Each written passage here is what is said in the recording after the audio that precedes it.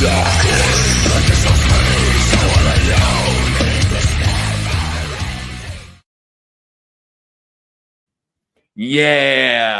That Beard of music's so Darkness. good, dude. It's so good. I'm so happy that you, dude. It's funny. Me and my wife have a running argument, and so far, this is like the only one I've ever won. By the way, she's like, "Look, that intro is just too long," and I promise it is. Like, I'll never change my answer. And I've gotten consecutively wonderful responses about how long and how hard it goes. So the more times I hear that, the more times that I get to rub it in her face. So thank you, man. How are you tonight, Rob Leigh? I'm doing great, man. I'm doing great. Thanks for having me. How you doing?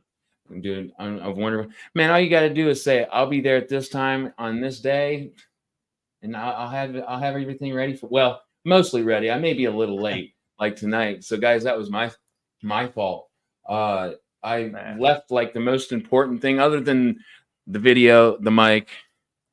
I left it in the car. I wasn't about to go live without the man of the hour, which is, of course, this handsome fella. What's the title? When does it drop? And don't go any farther than that. Performances of a Death Metal Bard comes out tomorrow. Mañana for you Españols. Mm-hmm. Ajá, mañana. Los libros. Yeah, that's about as much as I know. So Libro number 2 for you. Book number 2. Mm-hmm. Absolutely. Man. So not even a year into your writing career, and almost at a year? Yeah, almost at a year. It'll be a year in a little less than a month. Yeah. You can't be mad at that. I can't be mad at you. Absolutely I'm happy. Yeah. You're giving content. You're writing on a regular basis. Two pieces of work published in less than 12 months, 11 months is wonderful, dude. So, what have you been up to? Just kind of, how's the grind been going? Are you doing day-to-day writing, or when you can, or tell us the schedule, man? Yeah, I've been doing pretty consistent writing throughout the last year. Just been kind of hammering away at the keys. Took a break from the Pathlighter series to write this guy, and I've had an absolute blast writing it. I was talking to my buddy Isaac Hill yesterday that like writing a novella there's just something about it that's like a breath of fresh air, and it really just dropped Drake's invigorates Demise, everything. Right? Yeah, he just dropped that yesterday. It's super good, dude. You gotta read it. Awesome. It's so good. I was making sure we're thinking of the same Isaac. Yeah. So that's been happening, and then I have been working on Pathlighter 2. What's up, John? What's up, Sledge? Nick Hova, legend himself, man. I'm telling you, he's an excellent community dude. Anytime I see him in the comments, bro, my pecs like flex automatically, right? Oh yeah, it's an automatic like muscle. I feel like my beard grows an extra inch. Yes, dude. Like all of a sudden, I have to flex the biceps because I see Sledges in the comment, because you can't be. Absolutely. If Sledge catch you slacking, he might smack you in the head just to get your exactly. Oh, well, at least we agree on that. I thought I was crazy. What's going on, Nick, bro? It's so good to see you. What do you guys in the comments? Let me know what you think about the new intro music. That wasn't planned, or not intro music. The video, the intro video, because I logged into StreamYard earlier before my interview earlier, and everything was erased, dude. I pay hella money for this crap, like $50 a month to have people on, like more than 6 or 7 people. Like, is that how much it is now? For all of a sudden people to just have my shit deleted. Oh my gosh, dude. But yeah, I want to know what you guys think in the comments. Let me know what you thought about the intro video. If you hate it, tell me you hate it. If you love it, tell me you love it. I'll only cry. Thank you so much, man. What is up, Uzman, my guy? One of the smartest guys I think I've ever met. Dude's awesome. It's not fair that he's that smart. I know it puts the rest of us at a disadvantage. It's like John Morrow. You know John Morrow? Rings a bell. He is a reviewer for Before We Go blog and Grimdark magazine. He's a professor at Penn State. He creates glass. He's a super genius. I always tell him, like, look, you have taken all the talent and you've kept it and hoarded it to yourself. And I might be a little mad at you because I want to. He's a talent dragon. Dude, he's creating this different kind of glass over at Penn State University called Lion Glass. He just won like a $20,000 award for the what do you call it? The making of it, whatever it is, the synthesizing of it, whatever. So he does cool shit. I just like people in my circle that do cool shit. That's awesome. Which brings me back to Bards and Books, Usman, man. It's good to see you here always. Hope everything's good with you. Hope your reading's a 5-star and darker than the coffee in the morning. Let's see over here.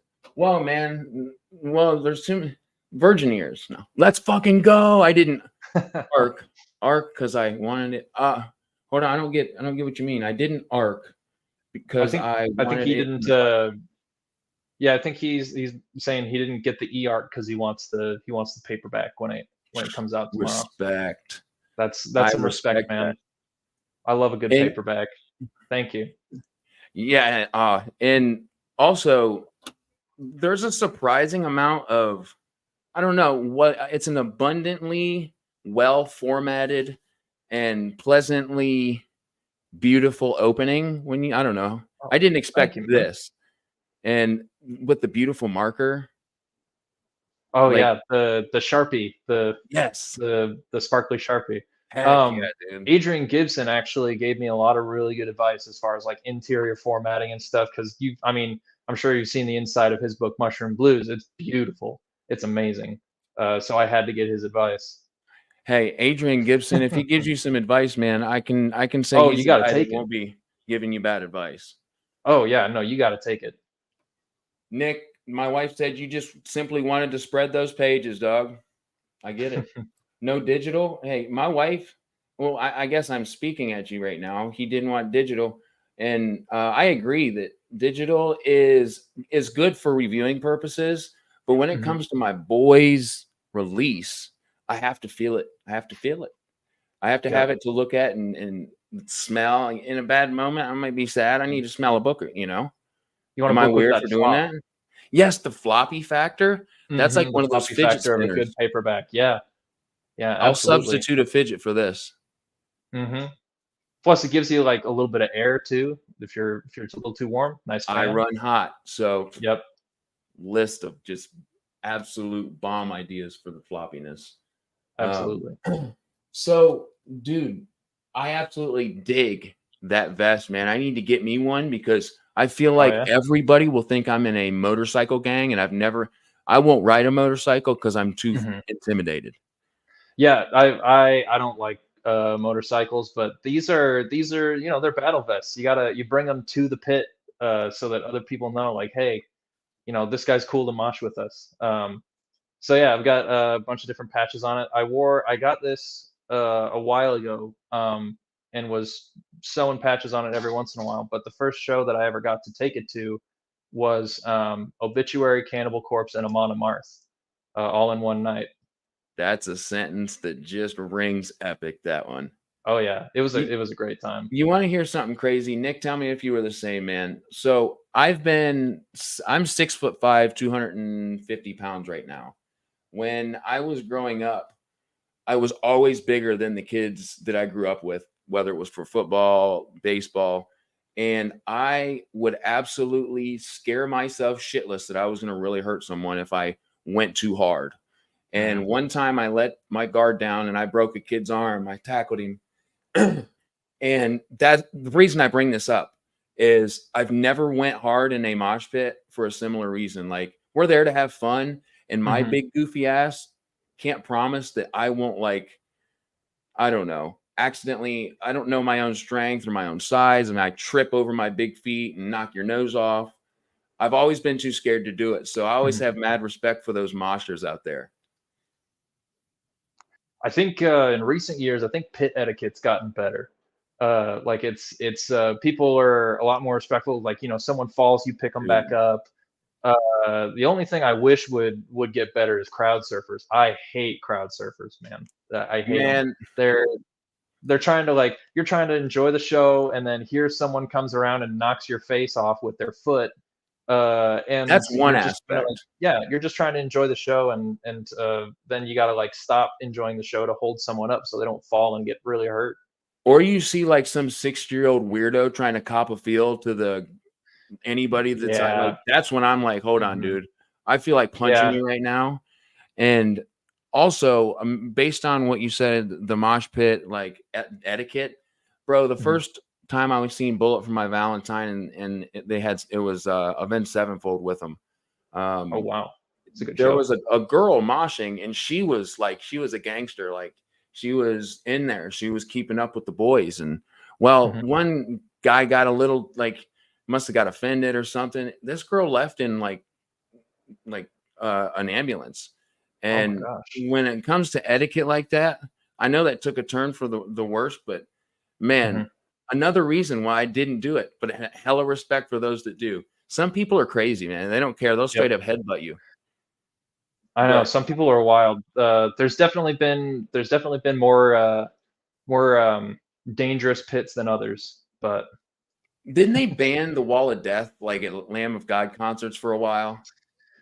uh, for a little while, I think. I don't think that the Wall of Death as a concept or as a thing is banned completely, but they might have done it at those specific shows because I know those guys go hard. Um, My so favorite metal band. mhm. There I saw and them a couple months ago with Mastodon. They were doing their 20th anniversary tour for Leviathan and Ashes of the Wake. dude, oh, Ashes. Mhm. Was Chris Adler their drummer, or was he with Megadeth? I think Adler was there. That's Dude, actually where I got this shirt. oh, So nice. yeah, because I seen Mastodon's my him. favorite. I seen him once, and they were with Metallica, and that was an Oh epic yeah. show. But yeah, Mhm. Chris Adler is I'm a drummer, so, and you know this. Oh yeah. Mhm. He is a human metronome, bro. Mhm. You know what I knew that we would do is nerd out on some Yeah. just lingo. I knew we would. Absolutely. We haven't talked books hardly at all, and it's We all the will. better for it too because we're like I love nerding out about shows and music and stuff. It's great. Well, the inevitable thing is we'll definitely cover everything about your book, but on Oh the way yeah. there, Yeah. we're Mhm. gonna go down a rabbit hole, and that's okay, brother. Oh yeah. Yeah, tell me about it, Nick, man. It's almost like we've got Cannibal Corpse, we've got Brain Eaters. It's like, man, people are Mhm. going hard with their names. Yeah. And I get it, like the music kind of fits the name, but Mhm. yeah, it's intimidating sometimes when you hear of a band, especially like Cannibal Corpse. What was something of Cradle of Filth? Cradle of Filth. Yeah, I got an album of theirs sitting with me here somewhere. They are wit. Uh, yeah, they're pretty wild. I think they're To doing a think of that, collaboration with Ed Sheeran, which is actually I think it's kind of sick. Ed They Sheeran. like yeah, I love when artists do like real crazy collaborations with each other. I need to check that out because I feel like I'd love Yeah. it. I'm not a huge Cradle fan, but I do enjoy Yeah. some Ed Sheeran. But I think the Mhm. collaboration, that would be cool. Yeah, I don't think it's out yet. I know they're still working on it because I think Cradle of Filth is pretty they're pretty particular about like the tone and the sound and everything before they release something. But I'm not Imagine that Ed I could be Sheeran getting wrong that about that. call. But Like, yeah, are you sure you call? Like, you got the phone number right? This is yeah, Cradle of Filth. yeah, That's so it's cool, though. wild. I love that too, man. I love that Jelly Roll can rap and do country. I think that's gangster. Yeah, And then there's so yeah, many other it's sick. people doing that. So, 2 books this year, your first year writing. If you had a couple words, sum it up in the fewest words as you can, how this first year has felt. It's been uplifting, I think, is the main thing that I would say. It's uplifting and it's heartwarming for many different reasons. I think the amazing people that I get to meet, like you, like Nick, like all my friends in the break-ins, like John, it's I don't know, it's Uplifting, that's been a yeah, wonderful it word. is uplifting, and to see the indie community and the author community and writing community, booktube community, everyone just all hyping each other up. It's like, it's like a concert, like a big music festival. Everyone is just here to have a good time. Everyone's here to just be themselves, and the world's better for it. And every now and then there's a dickhead that throws a beer bottle and hits you in the face, but we deal with him at that time. Yeah, yeah. But we've got those in the community every now and then. But honestly, I Hmm. haven't seen, I couldn't name one, that's ever given me an issue. But I think what you're stating about this community is something I love hearing and talking about, because I think you're absolutely right, man. That's a great word too. Yeah. Uplifting. Um, so for those who aren't aware, maybe didn't see the first interview we did, uh, before we go back into talking about the novella, tell us some writers or books in particular, or whatever you used as inspiration to start your love for literature. Who were some authors or books or inspirations for you to even consider before you were even a writer? Yeah, I'm a huge fan of Tolkien, and oh hey, what's up, Isaac, man? It How's was it like going? Beetlejuice. We were just talking about you, Yeah. Mr. Hill. Yep, that's right. I think I might have actually mentioned you 3 times too. But quick word about Isaac. Isaac was the very first person that I ever got connected with when I started like doing social media or anything for writing. He was like my first friend on Instagram. And so there was a while there where Isaac and I like would post stuff, and if we had 2 likes, then we knew at least one of those likes was the other person. So That's what it's Isaac about. wouldn't be where I am without you, man. That's awesome, Isaac, man. Hella respect for Hmm. that. Yep. So But yeah, what were some I'm of a big those fan of inspirations? Tolkien? yeah, Tolkien, Brandon Sanderson, obviously, Stormlight 5 coming out later this year. I can't wait. But it's going to take a while on the TBR. The one and only Mary Shelley, Frankenstein, huge, Yeah. huge inspiration. Rick Riordan for Percy Jackson. A lot of those authors really kind of shaped, where I landed when I first started writing. And then it's just been a lot of my peers really for the people that have shaped my writing process and everything going forward. I think a lot of my fellow break-ins have really taught me a lot, and I think I've grown a lot. And I'm excited to see where my writing from Death Metal Bard and books beyond that take me from learning from them.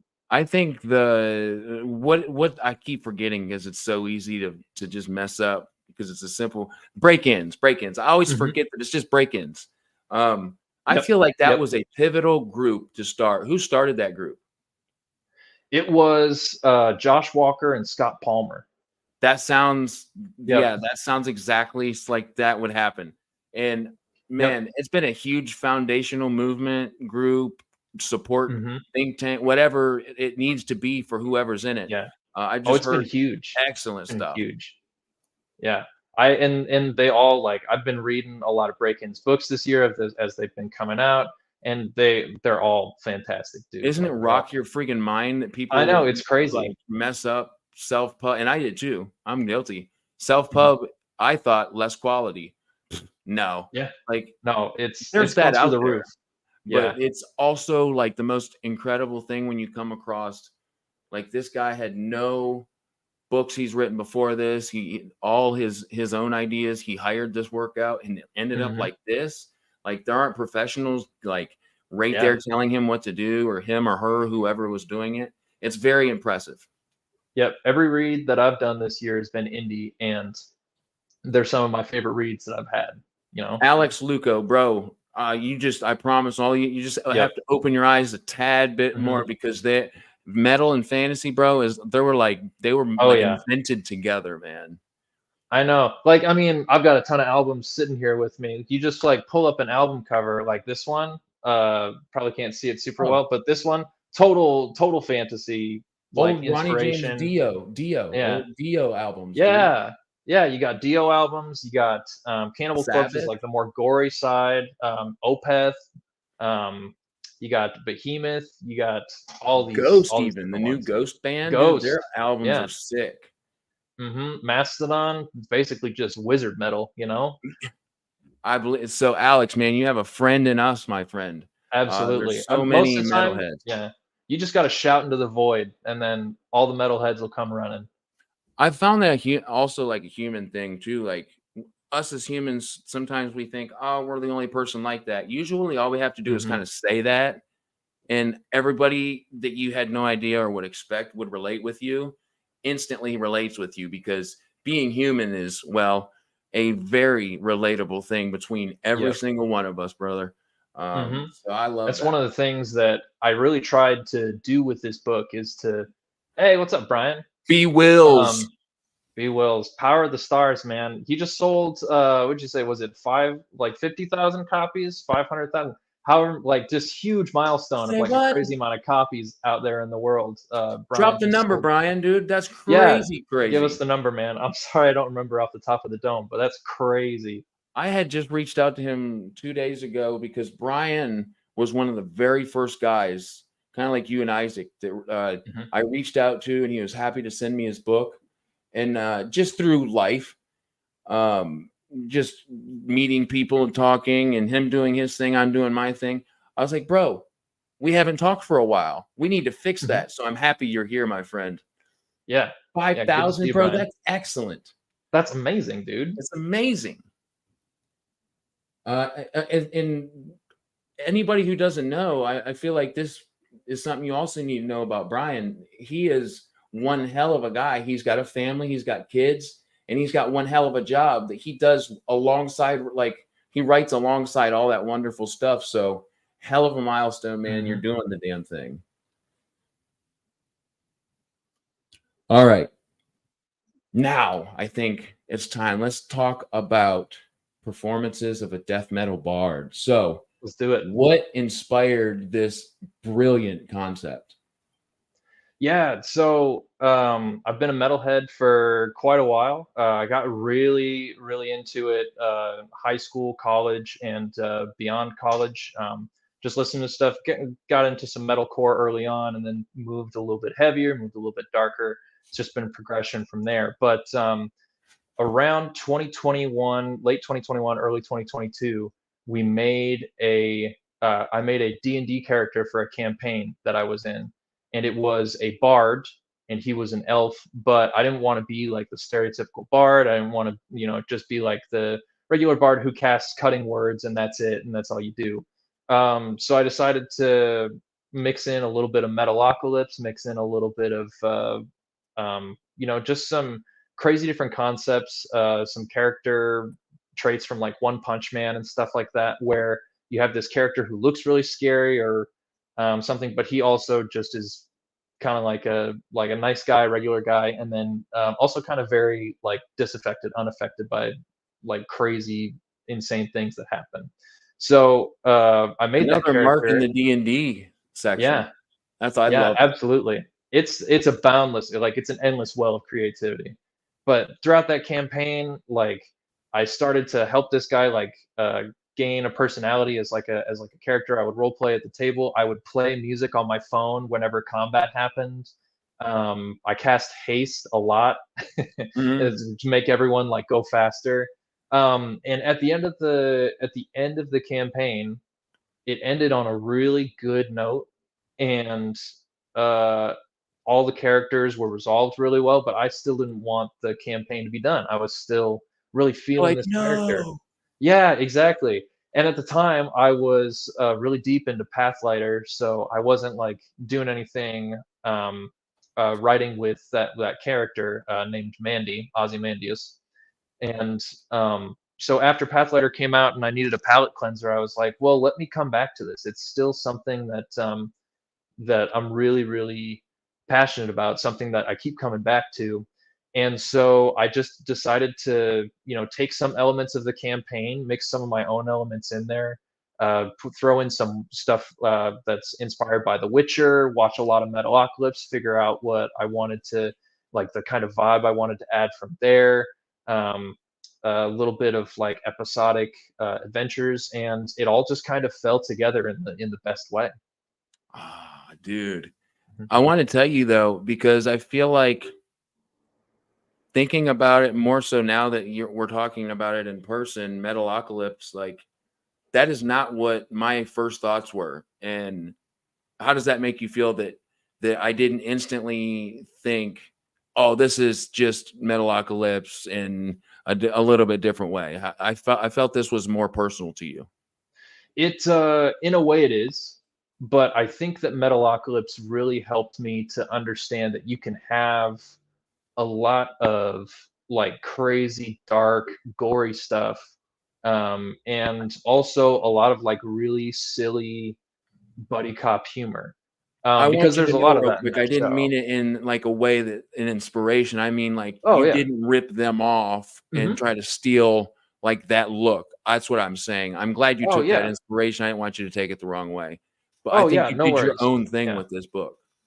Yeah, and that was important to me as well. I think that trying to copy Metalocalypse kind of sours their brand a little bit. Like everyone hates a crappy cover band, And I didn't want to Sure. do that to Metalocalypse because I love Death Clock. I love that show. Brendan Small is like one of the best like metal musicians out there. Oh, and he's Um, the only one in the band, right? he's the only one, like he writes and records all the music, and when Death Clock tours, he has other band members with him. Right, But but it was like for the basically, album studio time, he's the one and mhm. only creator, right? Yep, yep, I That's think so. incredible. I know, it's crazy. So when you're listening Um, to Metalocalypse guys, that's one guy, vocals, guitar, drums, bass, uh, mhm, just obviously tracked out, and he does his thing. I yeah, wanted to. You brought up he's suck like the an cover inspiration. bands. Yeah. That's a huge obvious. Mhm, Like, yeah, how could he not be? And about mhm, you said something about terrible cover or terrible like band, like what are the openers? I saw mhm. one that opened for it was an opener for Red and Seven Dust. I don't remember their Oh, names. All I remember, dude, is they came out and they took aluminum foil. I'm like nothing just aluminum foil from like yeah, Walmart. And they put it on their head and like made a hat out of it. And okay. that was like the most entertaining part of the whole set. I don't know how they got on stage. The hats fell off. They were super weird, which I can respect. I like weird. Yeah, But yeah, bro, like it was odd. Like when they left, I looked at my buddy. I'm just like, I'm very confused right now. Like, was that music? Was that a play? Was it like acting? Because it didn't yeah, sound like music. Not any music that I would listen to again. Anyway, yeah. yeah, openers that are just absolutely like bad tastes. Kind of suck when that happens. Yeah, I think openers can be hit or miss sometimes. Sometimes you'll see an opener that's so good, you're like, I gotta look them up, you know? Right. And then sometimes there's openers that don't quite do it. I remember there was this one opening band I saw where the drummer found out that his wife was in labor. So like any like sane person, you get out, like you go to be there, but Hell the yeah. band decided to play without a drummer. Oh, And it was I don't know, it was kind of a mess, but not you had to it give them lacked a props certain for, depth. yeah, I mean, you had to give them props for continuing on with the show, and you had to give props for the drummer for like being a new dad and going there to be there for that moment. But Yeah. it was just kind of a weird circumstance.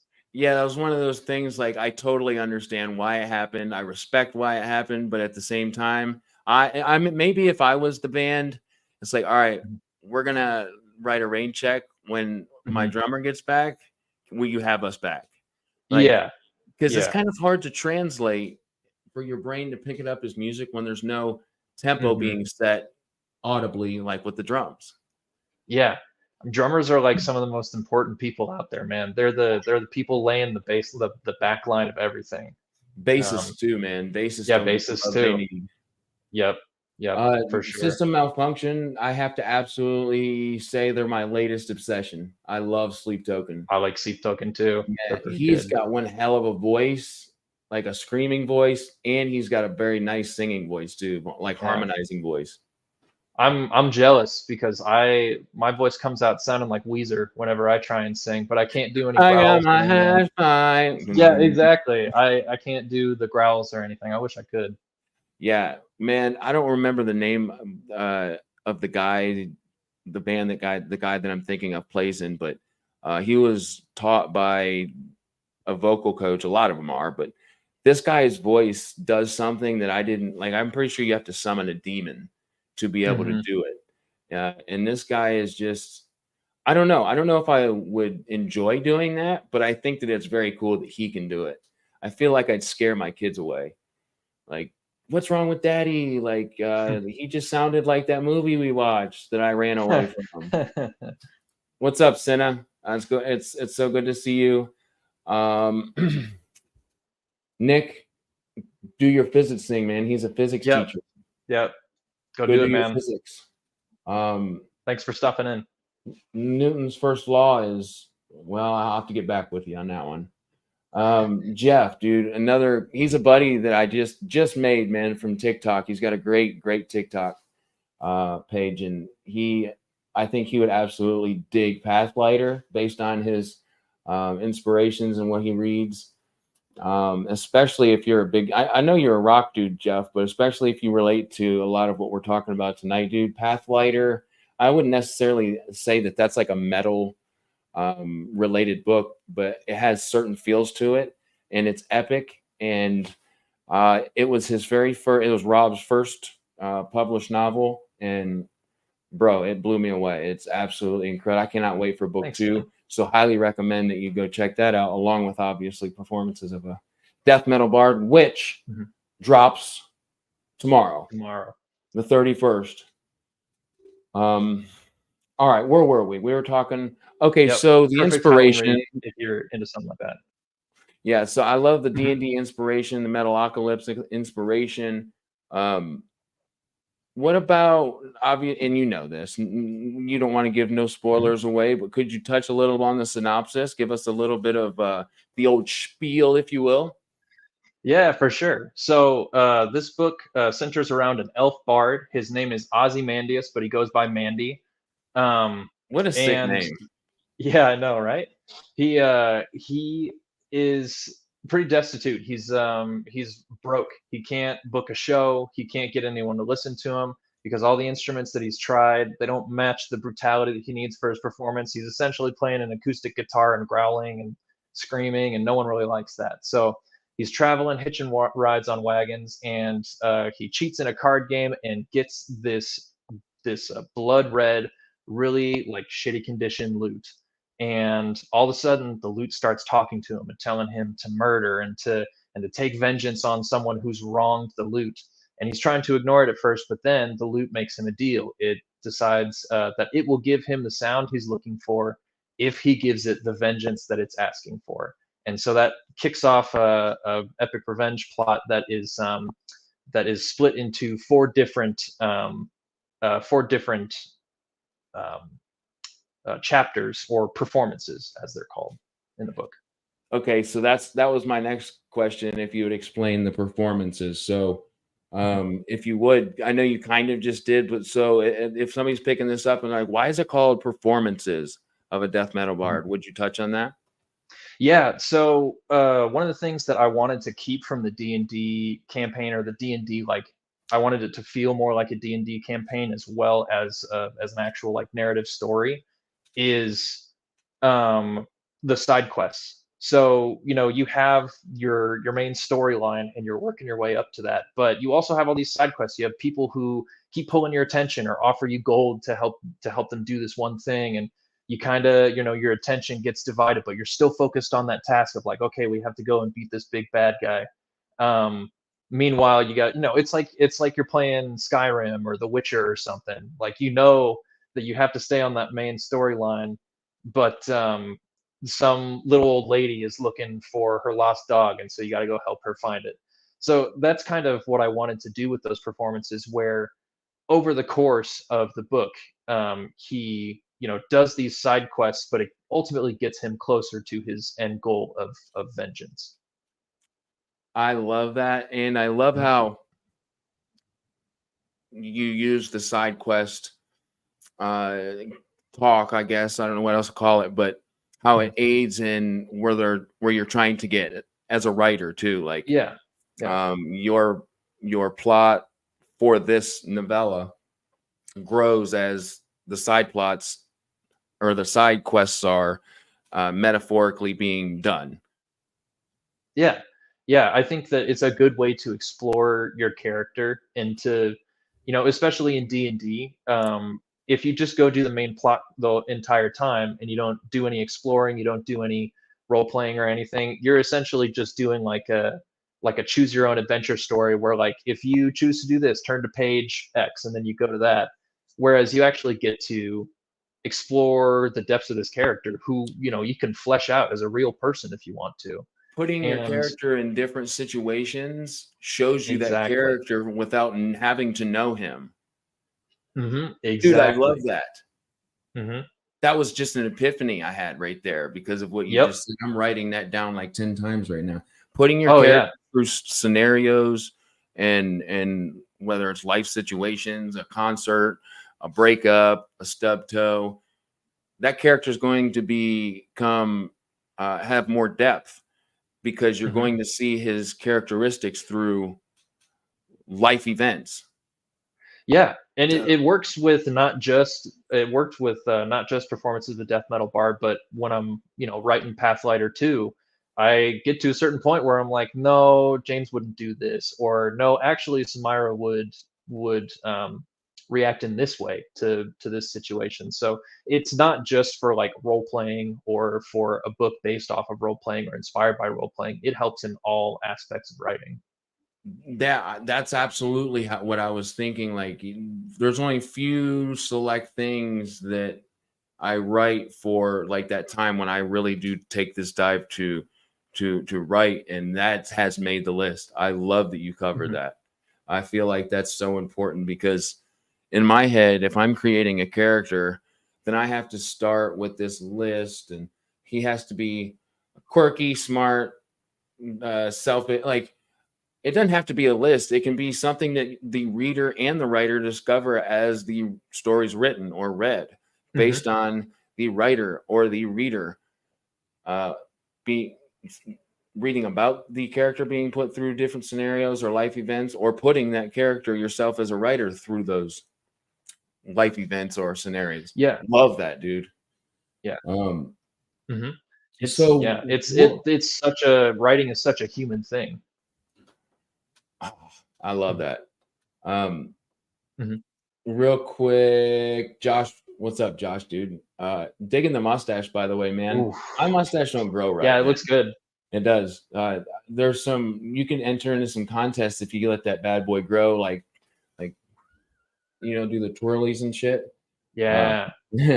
Anyway, top 3 metal albums of all time. Go, Rob, and then I'll do. Dang. Okay.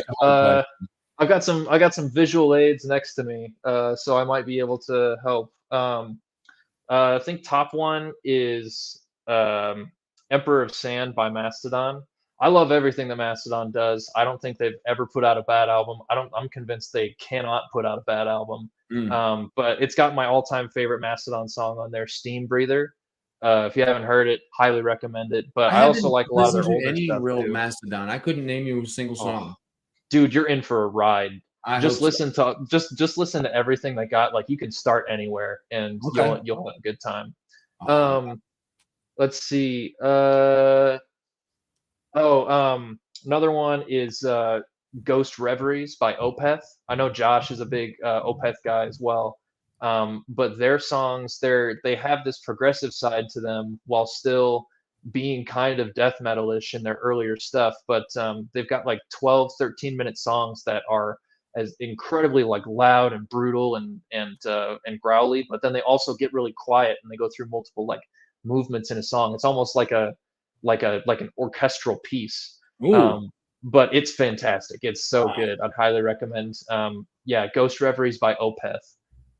Really, really recommend that one. And then if I had to round it out with a third one, that's really tough. I think maybe. Let's see. I think it's possibly Iowa by Slipknot. Very influential.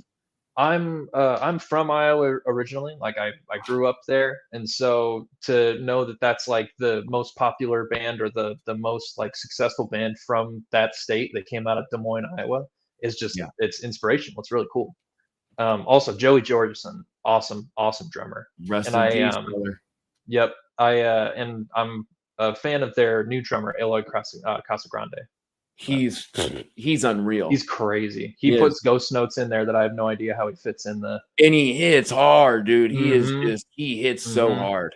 I know, it's crazy. He's got to break a bunch of drums. He's got to break so many sticks. Like, to go fast is one thing, but to go fast and hard is a level of like being in shape that, like, I don't think anybody who doesn't play drums understands. Yeah, it's so much cardio. It is. You gotta do so much cardio. I can't. I don't have the space for a drum set, and I'm moving, so it wouldn't really make sense to get one. But I have to turn up the music in my car a lot. Otherwise, you'll just hear my steering wheel getting beat. Like, dude, you do that too? Yeah. My wife is the only person in my entire life ever who doesn't bitch about me doing that, and I go hard. like Yeah. tempo on the steering wheel, on the dash, and she's never said nothing. I remember people like, dude, shut the fuck up. She's never said a Yep. single. That's how I knew it was the right one right there. Yep. That's you gotta find you someone who does not care if you drum on everything. Hell yeah, dude. That's Yep. it. Don't go buying these dating books. You just tune into Beard of Darkness and you Yeah, will that's find a right. way. Absolutely. If I had to give one more suggestion, it's not like my top three of all time, but Master of Puppets by Metallica. It's a classic. I Yeah, think I heard Battery for the first time when I was in middle school, and I think it changed my whole personality. It's such that's a a trashy one. it's like such a crazy song, and I finally It got to is. see it live for the first time last year, and so it was That like a was dream like come their true. discovery of like, or like their transition from like thrash to kind of more rhythmic metal. Hmm. Hmm. Um, Yeah, they so get into like the Black Album. It's more groove. yeah, I love that you said that.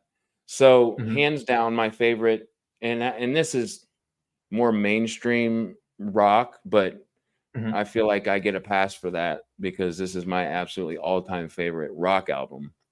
Hmm. Um, Dear Agony by Breaking Benjamin. Um, Oh yeah. but like you said about Mastodon, I know every single Breaking Benjamin song, and there's not a bad one. So every one of their albums are my favorite. Yeah. Every one of them. Hmm. Then we've got the Black Album, Yep. Yep. and Classic. it's a throw up. Well, that sounds bad. Nobody wants to take a throw up. It's a toss up Hmm. between Wrath or Ashes of the Wake by Lamb of God. Ashes of the Wake is a good one. Yeah, dude. Is it? I It's kind of crazy to think that Ashes of the Wake by Lamb of God and Leviathan by Mastodon came out on the exact same day, oh and so wow, that's why they did that 20-year tour together. They did the 20th anniversary tour I together didn't know because they of did that. that. Yeah. I have to also throw a fourth one in because I can't not now. Hmm. Anything by Volbeat. They're a Dutch band. Oh They're yeah. fucking awesome, dude. If you Volbeat's can crazy. imagine a metal version with Hank Williams Sr. vibes, Elvis vibes, Hmm. Metallica, um, especially Elvis, like, dude, it blows Yeah. your mind. That's He's got actually some, like the best way to describe it. yeah. He is the singer is just freaking amazing. No way, dude. You got to see Volbeat, man. That's like At Knotfest? Oh, I've seen probably 80 bands live. Like that's all I used to do as a young guy. And I've never seen Godsmack, I've never seen Disturbed, and I've never seen Volbeat. And those are three that I really wanted to see. yeah, Uh, those are all good oh, ones. Volbeat was, and I also like that's straight up where my ancestry came from. There's no question because, well, they went from Denmark to Michigan and they stayed there. They're still there. So it was very Mhm. easy to look it up. Yeah. And just knowing that they're a Danish band and that that adds to it for me. Mhm. And before I forget, guys, since we're obviously talking about metal here, my guy is somebody that I've come to Hey. learn the work of very intimately lately. I've listened to all his stuff lately. I'm very, very, very impressed. His music is incredible. His voice is incredible. If you guys haven't checked out his YouTube, like wait until we're done with this live first, because I want you right now. But after Yeah. directly after that, like go sub to him and just start listening. And the Mhm. videos too. They're a feel. Yeah, I think he was also part of the ARC team with you on the Death Metal Bard. Oh, okay, yeah. Mhm. And Yeah. I guess what I'm trying to get, I sometimes I stumble over the words that I'm trying to find. Obviously, I think Mhm. we all do that, but I just did it hardcore. I love when someone like Grimfell comes to a book loving channel on YouTube Mhm. and it translates. Yeah. Like Yeah. the creative work isn't the same. It's not even close to the same medium. I guess if you're listening to audiobooks, but Mhm. well, and you can write music, but you get what I'm saying. The one is literature, the other is creating music, but through those, we found a very real and authentic connection somehow. It makes so Yeah. much sense. I don't know how it does. It translates in some crazy deep way, but it just Yeah. works so well. Yeah, it's creativity and the human experience. Just, you know, Oh man. everyone who creates something can relate, and even if you don't create something, you can relate to it as well. Yeah, 100. I think I just hit it, at least for me personally. Writing is a very, or reading, I'm not a writer yet, but reading is a very emotional process, Hmm. ups and downs through stories. Listening to music that you really feel is oftentimes equally as emotional or more so. So maybe it's creative art that evoke those intense Yeah. emotions, which I guess really is the purpose of art.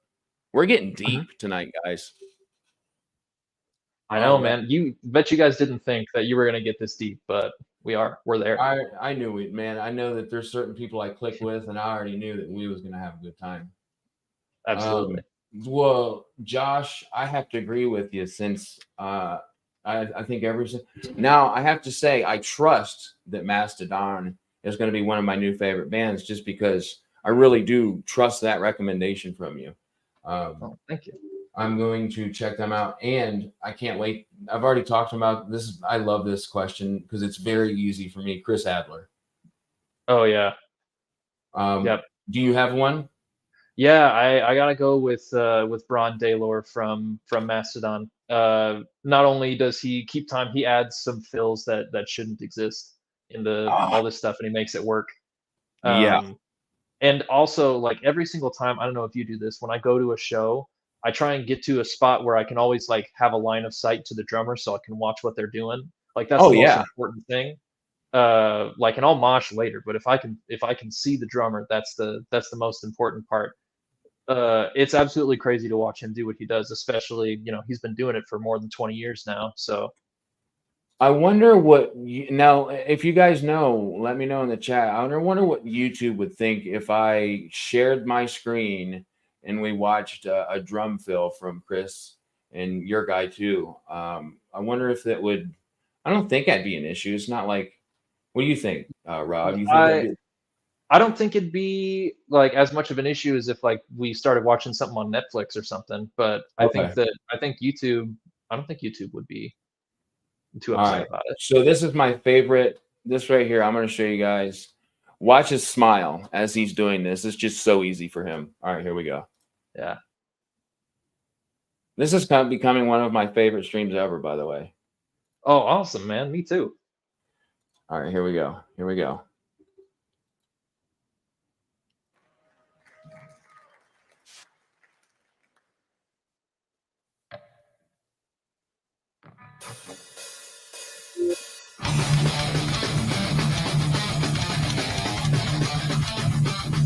Oh my God, he's so quick. That's his brother playing the guitar. Oh, nice.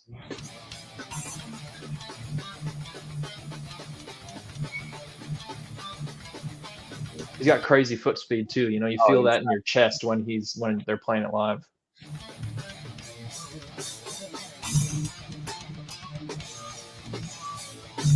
and I love there's no vocals in it. Hmm. This is like a drum competition.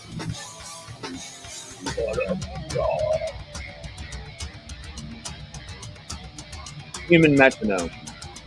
Hmm.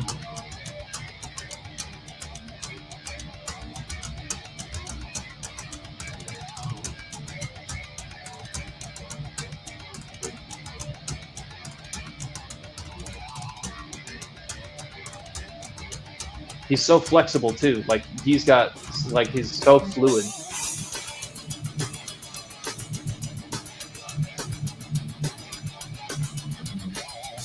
Beat and the ride at the same time. Oh yeah.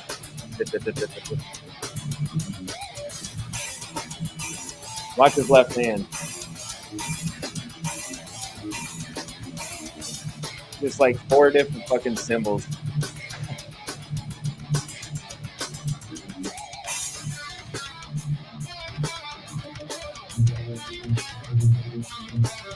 You can't really hear his feet, but they're going astronomically fast. Oh yeah.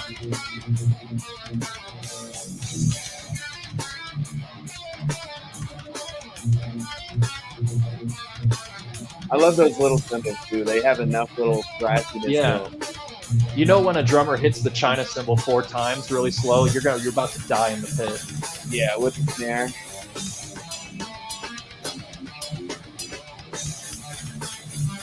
Anyway, all right. So now I have to look up a video. We'll chat for a second. I'm gonna take this off and remind me the name of the guy that you're talking to about. His name is Bron Daylor. I'm spell it? trying to find the right. It's Brann, and then his last name is Dailor. But yeah, he's Josh. Josh has got the right idea there. On all that in that video, brother, you caught the goatee. No, Absolutely. I did too. He's got hella hair, man. He's got lots of hair. And it's funny, a lot of those videos where he does what he was just doing, he smiles the whole time. It's like, it's disgusting how easy this is for you. You know, just to sit there and unendingly play those crazy beats. Yeah. Lots of I also really love that he gets into the same kind of groove as the rest of the band. Like, you know how every once in a while there's a band where everyone is at the same level of energy except for one person. Yeah. That always kind of throws me. And I think one of my favorite things about metal too is like the guitar riffs, you know. It's funny, us musicians, and we have a weird language where you'll understand what I'm saying. Like the triplets, stuff like that, where that's the strum of the guitar, maybe the riff is something like that. And you've also got the drummer with his feet hitting that same kind of tempo. Yeah. It's all just in line. That's what I love about metal. All right, I think I found your guy. Let's see here. Okay, yep, I did. All right. We'll see what I'm excited. I don't know this guy. Yeah, he's crazy.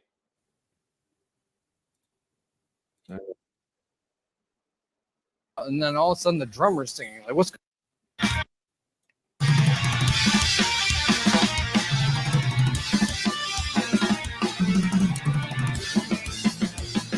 that timing. He doesn't move his arms like crazy amount, but he's so tight, like so well-oiled machine. Yeah. That timing stuff, dude, is very hard.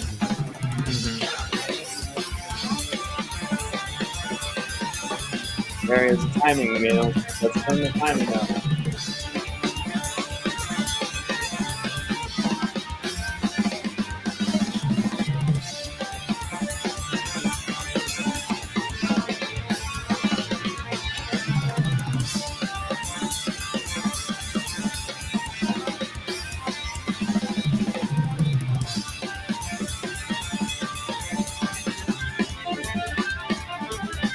Oh yeah, that's nice. I'm getting the feel of the kind of drummer he is. Yeah, that's so badass, dude. My wife's the shit, dude, and I absolutely love that. Yes, 1 second, I would fucking absolutely do that. Give me 2 hell seconds. Yeah. I can't wait. Let me throw it up there. All right, so I'm very kind of new at this screen sharing thing, but I think I'm doing okay. So we'll see what we're doing here. Yeah, you're killing it, man. What's the new one? What is? I'm not looking at what you're seeing, Rob. What's the new song called? Zombies? Zombies. Yeah. Oh yeah. I'm not sure if that's is it the name of the song? Here we go.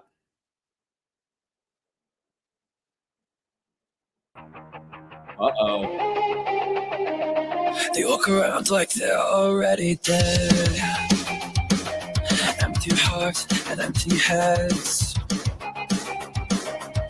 None of them seem to feel a thing these days. Everyone just going through the motions. Where's the happiness? So devoid of emotions. Sick of all these fucking zombies. Dude, that fucking scream, bro. Ooh. That's their fucking heads. Hey. Always having to walk. Just around me, gonna keep it bottled up inside. That's gnarly. Ooh. He looks Great like production he's having that there. day. Cause all they ever do is drag me down. Feeling like Harmonizing and screaming in the same, like having that double talent to me is I'm craving flesh, I wanna rip apart my friends. This goes hard. Don't ever stop, Grim. Yeah, don't, man. Cause the more Good I fuck every 3 or 4 minutes. That's what I need. The more I feel this sadness. What's up, Damien? Where's you rocking out, man? We're having fun. Damien?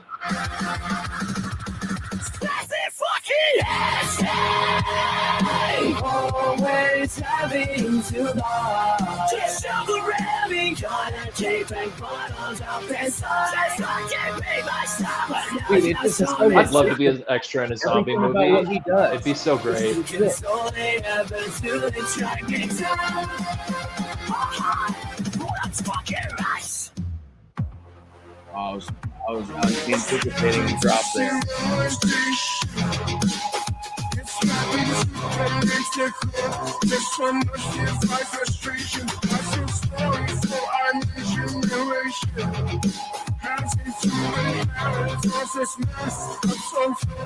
So zombie makeup has gone so far. Yeah, it's really good.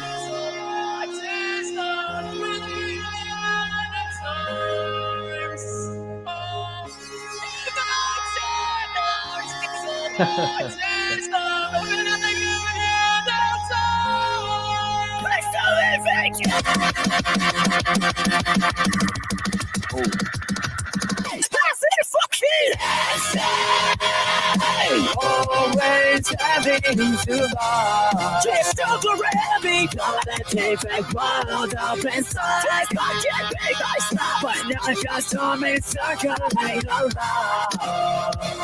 Cause all they ever do is drag me down. Yo!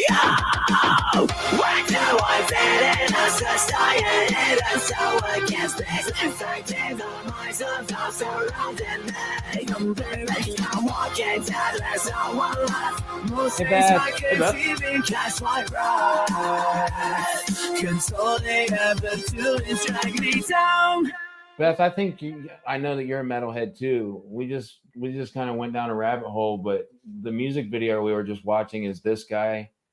That's his music, Grimfell. I highly recommend you go check him out. He's dope. Everything he does is just legit. I don't know what is a better word. There's talent, and then I look at his music videos, and just it's all legit, man. I love it. It's really well produced. That was awesome. Yeah, that's a great way to put it. Well produced. Hell yeah, Mhm. Grimfell, dude. You've been here like anytime, religiously, bro. And my wife's awesome for. I'm sad I didn't think of it, but I'm so glad the other half did. That's why we have him, right? We got to spread the music. Exactly. We went down a rabbit hole, and I'm glad that we did, Beth. I'm glad you're here too. All right, so I'm gonna stop sharing. Let's see here. All right, I think we're back to normal. Yes. Yep. We've went in between metal music and then basically, which is a huge part of the book too. So this has just been one of those streams that checked all the boxes. Thank you. Ready to roll. I bet it looks like this. And I'm so excited for you to read it too, Beth, because I don't know, when I get a book that's good, this has been my weird thing lately. Good formatting is so important. And people who aren't privy to self-publishing or like, hell yeah, that's a great question. It's just like reading your mind over here. I'll throw it up in just a second. But my self-pub obsession lately when receiving a self-published book is page color. I hate white. I'll still read white. I just don't like white. It's not my favorite. I guess in the scheme of things, it's not like a huge issue, but I prefer this color, whatever this is, like cream, tan, whatever you call it. Yeah, I think it's called groundwood. Groundwood? In the printer I go through, it's called groundwood, which I thought like matched perfectly. I use white for Pathlighter, but I think it's such a stark contrast between like the color of the cover. Yeah, so the white that you use in Pathlighter is not the one not the shade that I'm talking about. I don't really know what it looks Oh, like yeah. straight up like copy paper. Oh, It's like okay. so bright that it almost kind of like distracts your eye from the words. I don't know, at least for me. Gotcha. Okay. But yeah, this is great formatting. This doesn't intimidate the eye because there's a way to do your paragraphs, and of Mhm. course you know this, Yeah. to separate paragraphs so you don't overwhelm your readers with a page. Mhm. And when I open this, I get all of what I'm looking for. And I love your symbol. That's what you're calling it, the Lee book symbol. Oh, yeah. Yep. Yep. Looks great. My uh my sister's boyfriend made that for me. He's an It's a awesome great guy. job. And he's a graphic designer. So Excellent. I guess what I'm saying is it's quality writing and it's pretty and it's done to meet the thank you, eye man. and make it a pleasurable, good looking experience as well. Looks professional. Thank you. That means a lot. You want to answer that? Yeah, Do we you have do. So if you open up the book, there in the dedication page, there is a QR code that you can scan, and it takes you to a playlist called Mandy's Performances, and it was all the songs that I listened to while I was writing it. Um, and there's a good mix in there. I think there's a doom Chris? metal song in there. There's a little bit of Hourglass was the first one that popped up for me by Lamb of God, Mhm. so it was an instant hit for me. Yeah, yeah. The the different metal bands that I put in there, it kind of happened naturally, and then I started to like filter them out as I was writing, and I got a little bit more of a feel for like what his musical style would be. Only one song in there has any singing whatsoever. All the rest is screaming or growling, and I think uh, this is supposed to be a standalone. But if I ever brought Mandy back for another, I think it might evolve and add some songs with more singing. But um, the one song in there was "Bring Back the Plague" by Cattle Decapitation that has singing in it, and it's a very short amount in the very middle, but it just felt it felt really cathartic. I was listening to it that one section over and over when I was writing a certain scene. That's very cool. I get Mhm. that too. I do that with a song called Big Wiggly Style by Devil Wears Prada. Oh yeah. You ever heard Big Wiggly Style? I've heard Devil Wears Prada. I don't think I've heard Big Wiggly Style. Big Wiggly Style. Check it out All right. All next right. time you have a second, and you'll text me immediately, I'm sure, and be like, "Dude, Oh this is yeah. what I was missing." So I'll text you at like 5 in the morning when I go work out I don't tomorrow or care, something. bro. I need to Yeah. know. That was a hard number 4 or 5 for me on the list because Mhm. that's with Roots Above and Branches Below by Devil Wears Prada. That's the album. Oh yeah. And like I love them as a band, all of their music, but with Mhm. Roots Above and Branches Below is by far their greatest piece of work ever. Every single Yeah. song is amazing. Every band Um, has one. Every band yes. has one of those no skip albums. Beth, since you're here, and obviously we were talking the other day, and Rob, I'm kind of telling you this at the same time. I love doing when I get the cojones, the balls to do it, writing reviews like the actual written part on Before We Go blog. And Beth had a great idea, and I think this book would be a wonderful it would be a wonderful choice for one of the very first of this idea, kind of like a template. And basically, like for interviews and stuff, there can be like people who just want a quick glance, what was important during it. There's quotes, Mhm. a short, something like that, and then maybe a transcript for those who, and the actual video, the full length video for those who want to deeper dive into that book or author that I'm speaking with. That's going to Yeah. be on Before We Go blog. And something additional like to add to that for you particular would be that QR code. Um, Oh yeah. so we're trying to figure something out like, and I think it's such a brilliant idea that she came up with because I have some Oh, that's interviews awesome. coming up with some really awesome people just like you, man. And just kind of representing you guys better in a better way. Of course, we all know That's my main goal, and even more so, Beth. She's all about that too. So I'm very excited about it, and particularly excited for this book to be potentially a part of that. So more on that when it kind of gets developed and stuff. I think we're gonna talk about it here in the next few days over like a video chat. But I'm excited about it, man. Cool. So we've got your inspirations. I do these recaps for me, by the way, because I'm mushy brained. No. I need it too. We talked about the synopsis. Is this just for metal lovers? Do you think people who are country fans could get some love out of it if they're D&D fans? I mean, if you're not into fantasy, what's your take on it? I think there's something to love for just about everyone. I think that metal fans will definitely find a lot out of this. There's Easter eggs abound in this, where you'll find like a song title or a metal lyric or something in there. But I also think there's a lot to enjoy about the story. There's a lot of found friendship themes in there. There's Thank you for covering. Yeah, found friendship is huge in the stories that I write, and in Dungeons and Dragons and tabletop games in particular, just because you're with your friends at a table, and you come to the table having created this person that may not have any connection to the other characters that people have created, and somehow you've got to like make a story and make a game together, and it turns into found family, found friendship, and that's something that I really wanted to put in this book. There's a lot of humor. I think a lot of people will dig the humor, not just the metal related humor, but I think there's a lot of like fun, like circumstances that come up. And then I think there's also references to real life stuff. There's a character in there that's actually kind of an allegory for Taylor Swift. And I don't like all of her music. I like some of it. But I think that I have a lot of respect for her as an artist, especially re-recording all of her old stuff so that she maintains the rights to it. That's the most punk rock thing I've ever heard. I didn't know she did that. Yeah. So the record label or the manager that she had like bought the rights to her early music, the actual like bare bones tapes and everything, and they wouldn't sell them back to her. And so in order to maintain the control and creative rights over her own music, she just decided to re-record everything again.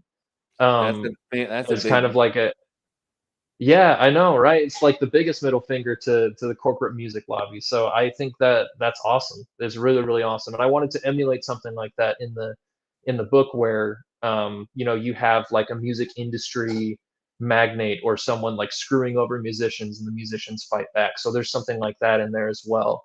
And then in one of the stories, you're at a big music festival, and so it's just the joys and the wonders and the sights and smells and some of the more unpleasant parts of maybe being at a music festival and running into someone or experiencing a new artist or something. So I think there's something that everyone can enjoy in this book, even if they're not a metal fan, even if they don't play D&D. It's just a fun romp. I love that, man. And that wasn't even like a wrote down question that I anticipated asking you, but I'm glad it just popped in the head, because I think that it takes a special and talented writer to write a novella named Performances of a Death Metal Bard, but throw references and ideas that are going to be relatable to Taylor Swift fans, to people that love the found friend or found family tropes, to overcoming things, to getting what somebody may deserve, giving something back to something, kind of like a revenge thing. Maybe not revenge, that's kind of a harsh word, but relatable themes. Even in a book that is, it's not like you had 100,000 words to do it in. So checking those boxes simultaneously, was that a goal you had, like, when you started this, or did it kind of just end up that way? Yeah, I knew I wanted it to be shorter. I don't think that because obviously D&D campaigns can stretch on for years if you let them. Critical Role, one of the most famous like D&D entertainment companies out there, their campaigns go on for years. And the fact But that I it's think, relatable, I guess, too. I just want to make sure that yeah, that was part of the question too, mhm, like making it yeah, relatable, even though mhm, it specifically says death metal in the title, yeah, keeping that a yeah, relatable story. Was mhm, that something that you sought to do, or yeah. Yeah, I think that one of the things about metal is that it can be a little bit hard to get into if you don't like have the right entry point. sure, And so as a result, that world can seem a little bizarre, a little scary. But I think one of the things about metal and one of the things about tabletop and D&D is that we're all people. And so when you get into a space like that and you like see your first dose of it, um, there's so many relatable things uh, about music and not just metal music and playing games and not just D&D that everyone can relate to. And then you see the human side of that come out. I think some of my favorite interactions with people have been at metal concerts. I went to Download Festival last year in the UK. mm, Um, it was the 20-year anniversary, 4 days of punk and metal. where's that Metallica at? played 2 nights. It's in Donington, Donington Park. It's somewhere in the English countryside. Oh Um, wow, yeah, but a buddy of mine who's a huge metalhead, he and I were really good friends in college, and we both really wanted to go. And so we booked some flights. We went out there and we just rocked out for 4 days. But we got to sit down and meet with a bunch of people who were come from a complete different country, and we would never see them again. And we would just sat down and like talk to them about stuff while we were waiting for the next band to come on. Like we were talking about the differences between American and English chocolate. We were talking about culture. like yeah, just culture. And there were a couple old Irish guys that like sang Metallica with us when the band was playing Enter Sandman. It was just such a there's so It's much stupid relatability. crazy Metallica. I'm terrible at that Yeah. accent. There's a guy I watch on TikTok, and he's like, he talks about fucking creamy ales or some shit like Yeah. that, dude. I love that guy. He's Mhm. fucking hilarious. But I love a Dublin or Irish accent, so I Yeah. just have to throw that in there. But culture is just the most badass part about Yeah. doing what I'm doing with you right now that I Mhm. had no idea I'd love. Yeah. I there was so much culture at that metal festival because you have metal bands from all over the world too. And so there are all kinds of people there, and I think that's really the relatability of what I tried to do with this book is I tried to make it a big music festival. There's something for everyone there. There's all sorts of there's tasty concessions, there's good drinks, there's fun people, there's crazy performances, um, and tried to all pack it together. That is, I love that. Even because what you do by that is incorporate so many authentic things, themes, people especially, all walks Mhm. of life. We all, regardless if we're from this part of the earth or that part of the earth, there's so much that we can find in common rather Mhm. than finding reasons to hate each other, man. Because Exactly. that's what a lot of the world does, especially with politics anymore. So any Mhm. excuse that I can have to look at someone or find a difference to relate through that difference Yeah. and like learn more about someone because their day to day is different than mine, that's an opportunity. That's not something that I'm going to segregate myself from. Yeah, I think any opportunity to meet a new person or to like experience something new or experience new music. How dare you? Um, I would have freaking died to go there. the Who is great.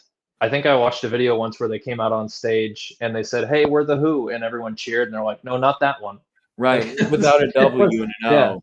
yeah, That yeah, would be so confusing and hard for them being an American played band. They're obviously Mongolian, but hmm being a band that we play here in America with a huge band back in the old yeah. days, the Who, that had to be hmm frustrating.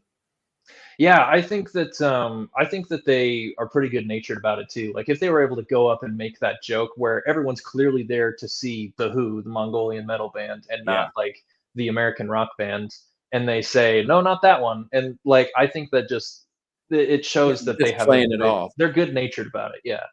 And I think they have a real respect for the art and a real I think they really appreciate being a part of what they're a part of, like being as big as they are from where they're Mhm. at. Consider the odds. How many Yeah, Mongolian metal bands do you know? not too many. You know what I'm saying? Yeah, So that I think it's incredible. So that had to been they have such different instruments too. And yeah, they throat yeah. sing. They've got that. They like have a bow against a saw or something. Yeah. And throat Mhm. singing is something I want to learn to do. Uh, I It'd be think so that that's cool. it would. They're doing this mix of throat singers and like a techno feel, and it goes together like freaking peanut butter and Mhm. jelly, dude. It Yeah. is cool. Well, I can imagine. I can Oh absolutely. yeah, I could for probably been sure. like guessed that. That'd have been so cool. You know, another one I'd love to have seen System of a Down, dude. I love them. Oh yeah. No, love me some BYOB. It's a Oh great song. yeah, I think. There's an What is it? sorry, go ahead. Oh Oh, no, I no, was no. just gonna say there's an Omaha-based cover band called Chop Suey, and they do a really good job. Um, so they play a few shows here every once in a while. Oh, it's like a cover band. Yeah, so Oh, they exclusively cover System of a Down, but they started out a concert with BYOB. They played some of the hits, and then they played Toxicity all the way through. When I saw them, it was this little rinky-dink um, bar. I would say my favorite. That's a hard one too. Ufig is good. Hmm. Tenacity or not tenacity? Is it Tenacity? And I really love Lonely Day. That's one of as big as that got and mainstream as that That's a got. good I one. love that song. Hmm. It is a good one. And when something gets mainstream, I don't know. I don't feel the need to hate it. You Yeah, know, I like don't maybe I'll either. get sick of something if it gets played too much on the radio. I'll start to get sick of hearing it. But if a Yeah. metal song makes it really big, then I count that as a win. You know, Mm, not that not that I think that other songs that are good don't deserve the light of day or something like that. But right. I think it just feels like a win when a metal song makes it big. Yeah, and I think also having an experience like what I did with Breaking Benjamin, I found the gold on the songs I never knew about. Like the ones that weren't singles are my favorite, Hmm. and that just happened by chance. It's not because they were on the radio. It's just I discovered the rest of their album slams just as hard as the stuff that they play on the radio. Oh Um, yeah, yeah. Hell yeah, Beth. Godsmack So, would be a good one. what are you working on right now? So I right know you're. now, yep. So I'm moving, as you guys can probably see by all the boxes behind me. But I have been working on Pathlighter 2, 100,000 words in. Nice thing Oh about wow, yep, yep. that's a chunk. So yeah, it's really taken shape, and I'm really excited for it. It's getting into the meat of scenes that I've been excited for a long time. So I'm excited for that. Oh. Taking a little break for the move, but the nice thing about that is like the 100,000 words are there. You know, it's not Mm. like someone's hitting a backspace bar for every day that I'm not writing. So I can take a break, pick up where I left off, and Now just you've got it crush backed the up, rest of it. right? Yep, You got it yep. saved I and got it backed backed up? up. Because now you just scared me Hmm. like you jinxed yourself or something. Yeah, no. It's all backed up. Don't worry about I was worried about it it. because I'm excited for it. Yep. You can't have us Yeah, like, me too. I really am. man, I for people who don't Oh, know, I met Rob. I was just doing what I think I've done, finding the best books I've ever read, doing what I did when I was finding Rob. And that was just simply skimming, finding new people who are writing books, especially debut books, because I love quality, well done, thoroughly edit. You know what I mean? You're doing it right, and mhm. it's a debut novel, and that's impressive to me. So Thanks, Rob man. and me got to talking, and he sent me Pathlighter, and I cheerleaded, and I'll always cheerlead that book. I will shout it from the top of my house forever because it was excellent, and I'm very excited for book two. And I Thank you, think man. anybody should go pick that bad boy up. It's an epic, beautiful character and plot driven, thematic, action, cool monsters, a religious aspect to it that the main character, the protagonist, kind of pushes up against. I just loved every aspect of it. So to have thank you, man. a That means a novella lot. out that I also love doesn't surprise me, man. Thanks, dude. And I every time I'm here and even when I'm not, I gotta thank you for being the person to take that chance on me. Oh, Because dude. I didn't know what I was doing. So I appreciate you for taking that chance on me and for wanting to share my book with the good people of YouTube and the world. Hell yeah. Really quickly, the person you have up on screen, Dalen, is the cover artist for Performances of Oh, Death Metal hell Bard. yeah. Yep, she is my wonderful partner, Daily. Thanks for tuning in, Daily. I love you. That's awesome. I Yeah, was actually it's reading so the good, name dude. down It there. looks amazing. Yeah, that is 100% somebody vibing, throwing the head back and forth. They've got the hair for it, and then you've got the Mm-hmm. vibes Mm-hmm. that are coming off of the neck of the Yeah, guitar. That's I someone know. who is It rocking the looks hell out. incredible. Yeah, I agree with Usman. Perfect cover. Thanks, And Usman. Thank you. it's not a novella, guys, by the way. It's a brutal A novella. brutal novella. Hell yeah. So working on Pathlighter 2, Mm-hmm. moving. Could you speak real quick on your plans with first I know we're here for the novella, but I wanted to cover both. You potentially might dip back Mm-hmm. into this character of this world, potentially down the line somewhere, you said? Yeah, if I feel like there's something there, then Okay. I'll go back into it. I think that the way that I end the book leads it really well to a standalone, and I think that's Yeah, important I too to agree. consider is that like your stories deserve to have a good ending, and so I wouldn't want to drag him out and Yes, like prop him up for another outing just because I can. So bro. do it once, do it right if you must, right? That's exactly it right there. I'm so glad you said that. Now, Yeah. Yeah. Pathlighter, do you have a number that you have in mind for that? It's going to be a trilogy.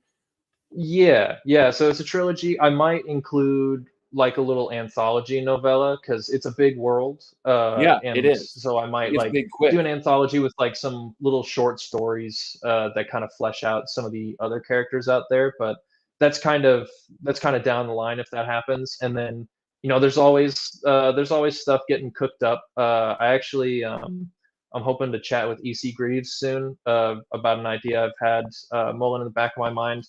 I know Nick had to dip out, but I put out a tweet out there of like, what's a mashup you would love to see, and I'm like, Sledge versus the Death Metal Bard. That'd be like the Deadpool and Wolverine of the indie Dude, world. yeah, it would.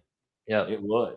So That would be so cool. always always brainstorming, always having a good time, always looking to read something new. So I'm Yep. excited for the days of indie yore ahead. And then also, it's just a great year for novellas too. Mm, 2024 seems like the year of the novella. I don't know if you've bro. we mentioned yeah, Shadow of Their Dying. That talk with Yeah. Anna and Fletch earlier today was amazing. Read, We get through just had chapter 2 and tell me that you don't feel this book in the deepest, darkest parts of your brain. And you don't have to continue it if you don't. Like get past yeah. chapter 2, read Anna Smith Sparks' Mhm. demon character. And if you don't feel what I like, it's just nuts, man. Yeah. Anyway, sorry. Go ahead. You got Shadow of Their Dying. No, you're good. We got Shadow of Their Dying. My buddy Isaac, who's in here, he released Dre's Demise yesterday. Yeah. Awesome novella. I got to beta read for it. It was fantastic. Brian Wilson had Princess of Old Deer come out earlier this year. Mm. Scott Walker, Sound of Starfall. I'm sorry, not Scott Walker. Scott Palmer. I'm mixing everyone up now. Scott Walker or Scott Palmer. God, Scott Palmer, Sound of Starfall. Josh Walker is going to have another novella out Rise of the soon. Gods. But he had Rest to the Gods. Yep. Rest of the God. Yeah. Rest of the Caden. Yep. Caden Love with Beast Call. everyone's Ooh. just killing it, just batting 1,000. So Caden, been a fan of his, just a fan of him as a person, because I don't know him as a Yeah. writer yet. Yeah. And who was it? Oh, it was Noah from TikTok that I had on the other day. He's Yeah. like, bro, read Caden. He's dark as shit, dude. Yeah, I started the So I guess arc when it was he. hard for me to notice. Yeah, I He's started so reading the sweet. arc when he sent out, and I got like a good chunk of the arc done. But I have his paperback. I was one of the backers of his Kickstarter. Phenomenal writing. Really? Super dark. Absolutely love it. I hate to say it, and I think that I'm just being honest, and I think maybe everybody does this. If not, maybe it's just me, but I have preconceived notions sometimes, not a lot, but I did about him and his writing. I love him as a person. I love the married life. Him, Young, and his wife are sweetest people ever. I love his TikTok. I just didn't think that I would connect with his books based on simply the titles and the titles. And maybe the cover too. I've heard the cover doesn't really represent the darkness that you find in his books too. It's great cover. I think the art's great, but I've also heard that it doesn't translate. But I hate to say that about myself, but I'm just being honest. I counted it out. I think that I've done that with. I did that originally with Brandon Sanderson. I think with specifically with his Mistborn books. I think Stormlight Archive I was maybe a little more open to, but I asked one of my buddies like, is Stormlight Archive any good? And he's like, no, you need to read it. And then look at me. It's one of my, it's a book I'll shout from the rooftops. I love those books. But I think we do look at books. We judge books by their covers as much as we would like to not do so. I remember when I first saw Caden's cover, I was just like, "Oh, that looks sick!" Yeah. And I remember him already having like this huge following on Twitter, and I was like, "Oh my god! Like, how am I supposed to like compete or measure up with that?" And then He's an ambitious lo maker and of behold, when videos. I joined the and then lo and behold, when I joined the Break-ins, he's a member and he's like the coolest guy ever, and He that is. really helped to. Yeah, it really helps to kind of break down those walls and be like, oh, we're all just writing because we want to write and achieve our dreams and stuff. Yeah. And I think I was chatting with him and some other Break-ins authors the other day. He's super supportive, super awesome guy. I think by looking at his cover, I was like really intimidated. I was like, oh, he's a real author. You know what I mean? Like he's a real person. I'm just out here like writing stuff on my Microsoft Word. That's what he's doing too, dog. Yeah, exactly. Exactly. No, man, I just had to be honest with myself, and I always wear my heart on my sleeve most of the time. I'm a pretty open person. So I started feeling kind of bad about that because, like you said, Cade's awesome. I love Caden, and his wife's so talented, and he's very ambitious. He loves what he's doing, and he's a great community guy. But for some reason, and I'm not going to do this hopefully anymore, and especially on his books now because I'm about to pick it up. But for some reason, one thing or another, I just didn't think I would connect with his writing. And it's not 100% that I will, but I don't think that I had it in mind to pick his work up. And I'm glad that somebody's convinced me to not only judge a book, because we all judge books by their cover, but I won't only judge it by its cover, right? So I feel that I think that's a good lesson that I learned lately, and I just wanted to share. So I'm excited about what you're working on, man. What are you reading? Anything? I am about to start Gunmetal Gods by Zamil Akhtar. Did you get that beautiful edition? I didn't. I bought the paperback like right before that Kickstarter went out, so I'm like, oh, like I've got the paperback. The paperback's all good. I'm tempted to get the Conqueror's Blood Ultimate Edition because everything I've heard about Gunmetal Gods is awesome. Yeah, I made a sacrifice. I was either going to get the Gunmetal Gods or the Sun Eater from Broken Binding. Oh, I made the choice to do the Sun Eater. But that doesn't mean that I'm not going to buy every single one of these and love Mhm. these books because he's a wonderful dark writer who has Yeah. heavy H.P. Lovecraft feels. Oh yeah, and I mean, you gotta love when someone takes a lot of inspiration from H.P. Lovecraft. Yeah. I Yeah, so I'm gonna read that, um, and then I don't know. My wallet's gonna hate me, but I don't know if I'm gonna pass up on Kickstarters again. I'm planning to support my buddy ZS Yeah, Diamante, I like already Art of did the that one. Garden. I definitely Yeah. hooked that one up. So, He's like the best dude ever, right? he is. He Yeah. really helped me with some writer's block I was having with Pathlighter too. And people get that book two syndrome where they're like, "Oh, I put out one, now I just hate the draft one of my second book. Like, what was the first one a fluke?" And he basically was just like, "Just put it on paper, Bro, you'll come he's back to ambitious. it, and you'll feel a lot better about it." So And he's really been a valuable friend too. yeah, that's kind of like I think you reached out at that point in time in your writing and life Hmm. to the right person, bro. Like Hmm. this in what, under a year? Absolutely. Yeah, it's All of insane. this. I yeah, I And mean, it's great. I was happy to do 2 books in 11 months. And Well, that's still Pathfinder 2 great probably too. come out sometime next year. Yeah, I mean, we're all killing it, man. Like it's I, everyone's on their own schedule, and it doesn't matter what everyone else is doing. Just keep plugging away at your own thing. exactly. And Zach too, ZS Diamante is he writes he's written a lot in a short amount of time, but it's not Hmm. just that. It's super freaking good Yeah. quality, amazing work, man.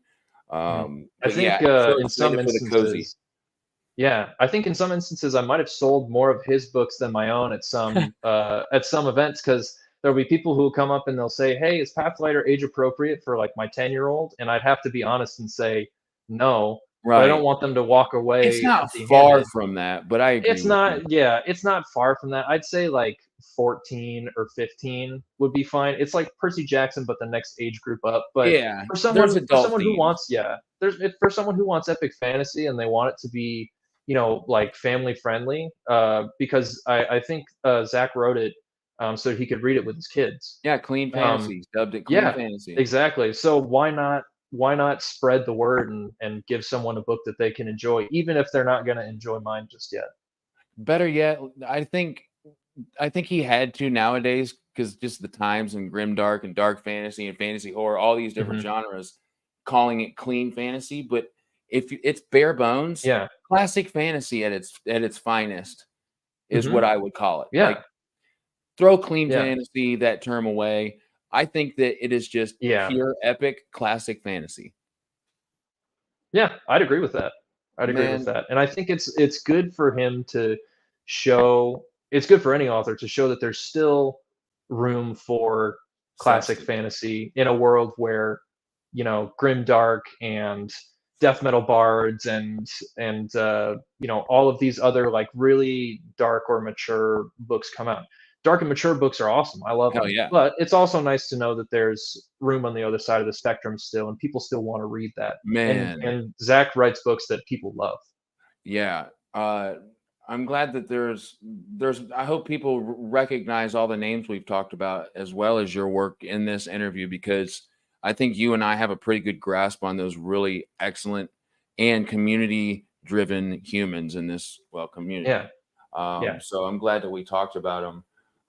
But particularly tonight, man, I'm just excited for you. I'm excited for Thanks, man. whatever comes out, and when it does come out, or before it comes out, or a little after, whatever it is, for you to come back on the channel. It's always a pleasure to talk to you, my friend. Yeah, And I hope that absolutely. more people, especially y'all, I know so many, and I've come to find out lately that the supporters that show up from day to live on Beard to Darkness book reviews are trusting of my recommendations. And it's so cool, man, because I love to represent people who inspire me. So, guys, I highly recommend you read anything by Rob. Both of his books out right now are great. Um, it drops Thank you. tomorrow. Performances of a death metal bard drops tomorrow. I have you covered times 10 in the descriptions of this video. I believe so. I've got the KU, the Kindles Unlimited link for tomorrow. I've got the paperback link. I've got all your links as far as your socials, your website.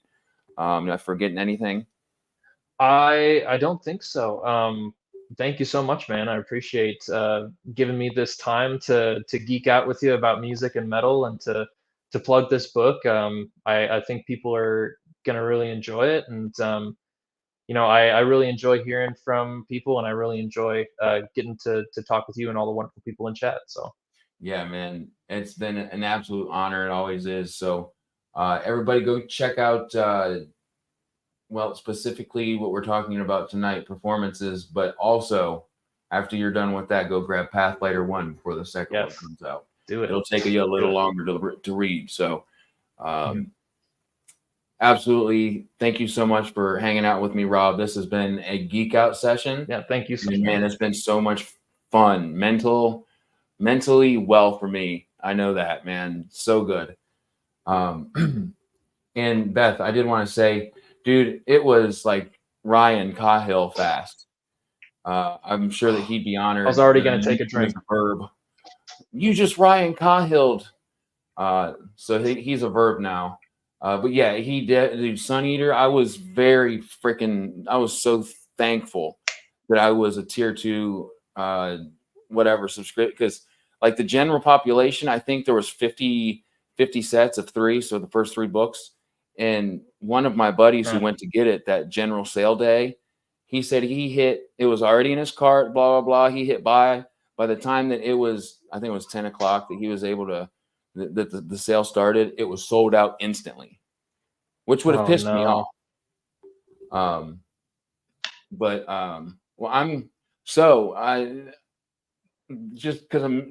I just scheduled it on the 25th. I think that the first 3 are on their way to me, but I'm going to have Chris back on the channel and we'll be talking about the special editions and stuff. But anywho, yeah, I think that's crazy when freaking books sell out so fast. But you guys check those links out down below. Support my guy, Rob.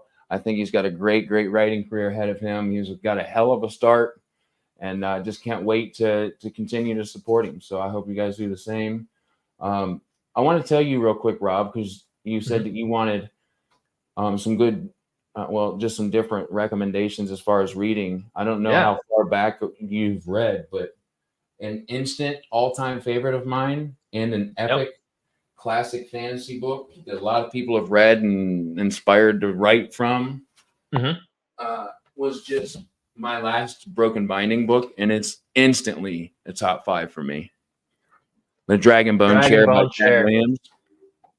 Holy shit, it hits every trope that is dear to me, and it does it quick. That one's on my radar for sure. Yeah, dude. You can't turn down a Jeff Brown cover. Yes, exactly, dude. Hail Jeff Brown. But so that would be my recommendation, just based off, I haven't read probably nearly as long as you, but this is what I'm reading now, and I highly recommend it. Rob, thank you so much for hanging out with me. You guys that were live. Thanks so much for having me, dude. Oh, anytime, my friend. You guys that were live, you're amazing. It is so much fun to just check out your comments, your questions, the topics, the goofiness, all that fun shit. Thank you so much for being a part of it. If you catch this on replay, leave a comment and let us know your favorite part of the interview. Always anxious to know. And like, share, subscribe to the channel. It helps me, but not just me. It helps Rob. Helps anybody else I have on here to get their name out. And I talk to a lot of self-published authors, and it's a very helpful thing to be kind of sharing the word. So, yeah, thank you, Rob. I'm rambling now. Everybody that was here live, the people that will watch us on replay, and we will see you. What's today? The 30. I don't believe I have anything tomorrow, but if I do. But then Thursday or then Friday, you got John Gwynn, dude. That's awesome. Yes, I'm so excited for you. Thank you, man. That was a year in the scheduling, bro. It took me a year, and somehow I convinced Scott Lynch to come on that night. So it's going to be John Gwynn at 2. And then at 8:30 Eastern, it'll be Scott Lynch. And then I have a really cool announcement for the 9th of November coming soon. So Let's go. yep. So thank you. And I hope you guys all tune in. Go check out Rob's stuff. We'll see you next time.